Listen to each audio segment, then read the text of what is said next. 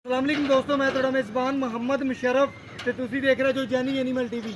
जानी animal TV like करो, subscribe करो और नाल लग जाए घंटी के बटन करो प्रेस ताकि अच्छी और लेटेस्ट वीडियो मेरे वीरां तक पहुंचे। वीर वेखण सब तो पहले अज वाह सब्सक्राइबर की वीडियो है। कल की डेट भाई इमरान की वीडियो लाई सी।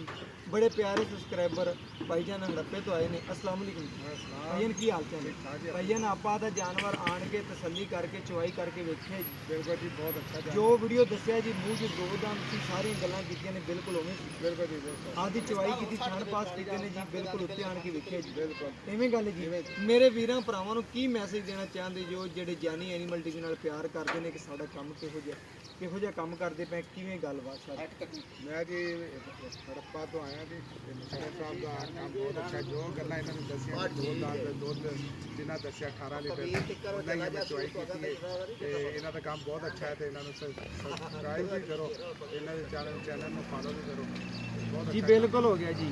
इंशाल्लाह जी ਜਿਹੜੇ ਸਾਨੂੰ ਵੇਖਣ ਵਾਲੇ ਨੇ ਟੋਕਨ ਬਿਆਨਾ ਬਿਲਾ ਜੀ ਕਰਾ ਸਕਦੇ ਨੇ ਜੀ ਭਾਈ ਜਾਨ ਕਿ ਕੋਈ ਡਰ ਡਰ ਤਾਂ ਕੋਈ ਨਹੀਂ ਦਾ नहीं जी, किसी किस्म का काम ਜੀ। इंशाल्लाह ਤੁਸੀਂ ਆਏ ਜੋ ਆਹ ਟੋਕਨ ਬਿਆਨਾ ਕਰਕੇ ਵੇਖੀ ਤਸੱਲੀ ਕੀਤੀ, ਬਿਲकुल हुआ बहुत जी। अच्छे लोग हैं। ओके हो गया भाई जान, बहुत शुक्रिया जी, बहुत थैंक यू। मेरे वीरां ने चेक करना है जी। माशाल्लाह हमेशा आदे वीरां दे घर सुच्चा और खरा जानवर पहुंचाया। माशाल्लाह लोडिंग होगी जानवर की, वीरां नूं महान आ भाई रे गड्डी ते आने चेक करवा दियो, तसलियां करवा दियो, आदि लोड करके लैके जा रहे हैं। अल्लाह पाक भाईरां दे नसीब करे, लैनियां करे, जिस मकसद बस लिए अल्लाह पाक भाईरां दे मकसद पूरे करे। अल्लाह हाफिज़।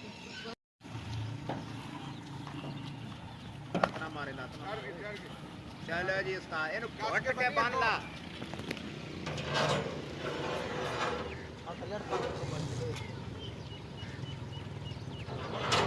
हाँ बिल्कुल घोट के, क्योंकि पिछा ना हो।